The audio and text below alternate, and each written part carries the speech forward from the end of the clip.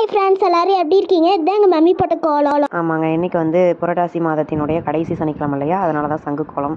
அப்புறம் கோவிலுக்கு போவோம், அதுக்காக மாலைலாம் ரெடி பண்ணி வச்சுருக்காங்க. இது நட்சத்திராவோட பாட்டி கோத்தது. இந்த தாமரைப்பூ மாலை வந்து நான் கோத்தது. முழுசாக தயாராகலை, ரெடி பண்ணிக்கிட்டே இருக்கும். இது வந்து பார்த்திங்கன்னா நச்சாக்குட்டியோட தம்பி கோத்த மாலை.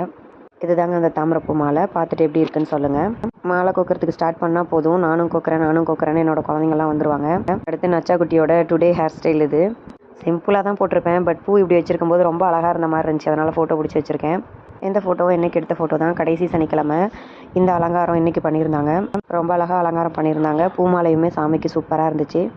நச்சாக்குட்டியும் கூட கொஞ்சோண்டு பூ கோத்தாங்க, அது ஃபோட்டோ எடுக்குங்காட்டியும் எடுத்துகிட்டு போயிட்டாங்க கோவிலுக்கு. இது வந்து நச்சாக்குட்டியோட தம்பிங்க கோத்தது. அவனுங்களுக்கு தெரிஞ்ச அளவுக்கு சூப்பராகவே கோத்தானுங்க. என்ன ஒன்று, கடைசி சனிக்கிழமைன்னு கேட்கவும் இதோட அவ்வளோதானாம்மா அப்படின்னு எங்கள் பாப்பா கேட்டுச்சு.